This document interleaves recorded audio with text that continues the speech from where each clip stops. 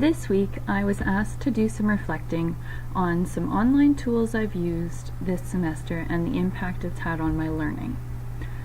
When I consider this and I'm reflecting on this, I need to start in my undergrad experiences, because I distinctly remember being in a few classes that were distance learning.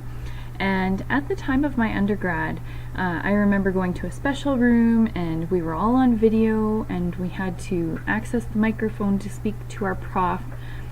And I recall thinking how I was probably at an advantage in that situation, because I thought that the learning must be less so in a satellite site versus in the face-to-face atmosphere where we were. And when I was reading one of the articles this week, one of the Audrey Waters article, I remember thinking about what she said about taking her distance courses when it was a teleconference, and there were in fact 3 members from the penitentiary in one of her classes, and how it was a legal class, and how having those people in that class greatly affected her learning, probably for the better. Now, current day, during my master's course, I've taken a lot of online classes, and I truly am enjoying the experience learning in this online realm.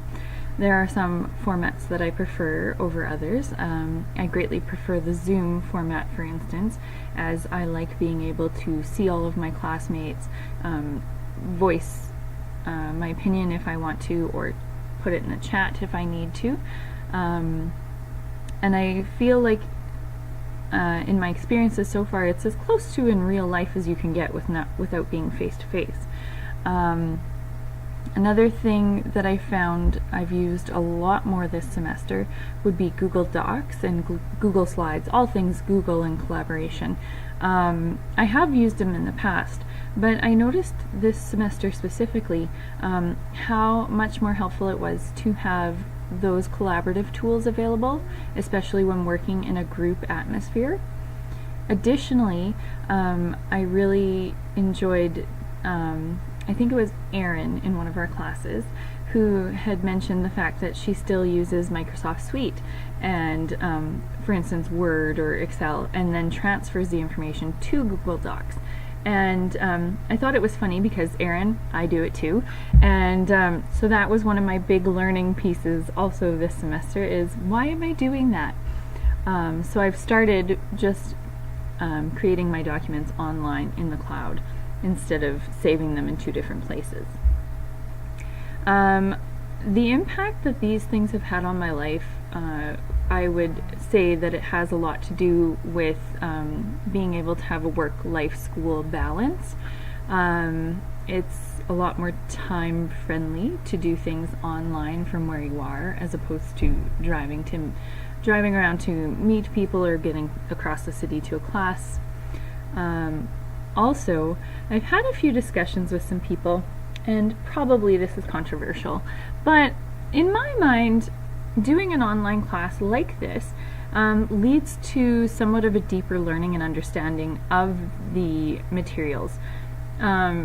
Oftentimes, when you go directly to the university, for instance, you're still sitting in a lecture, and you're still intaking the knowledge and information from the prof. Whereas in an online class, while we still have Alec and we do learn a lot from him, the amount of time that we're with him is shorter, and that kind of forces us to be more independent in our learning. Also, it allows us the opportunity to collaborate and learn from each other.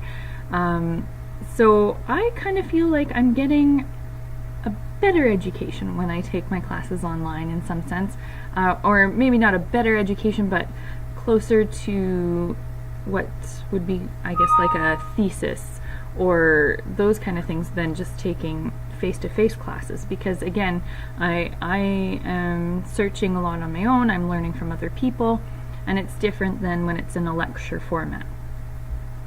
A question that occurred to me while I was doing the readings, especially Audrey Waters, the article that was posted of hers, I really enjoyed that article. I just really like Audrey Waters, period. But I was thinking about, she used a quote from Edison, which I had also used for my project, where he proclaimed that the TV and video was going to supplant the textbook entirely, because we were in this new age of education.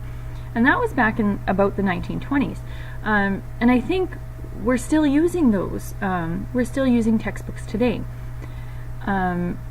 And so nothing has really changed. Like, the TV and video didn't take over and completely revolutionize how we teach. We're still using those antiquated textbooks, I guess. But then, on the other hand, we have people who are proclaiming the same thing about technology and the internet. And so the question that occurred to me in all of this in my readings this week was, well, we had somebody saying that about TV and video a long time ago already, and we're still using the same mediums that we were using, even though we've had all this development in technology.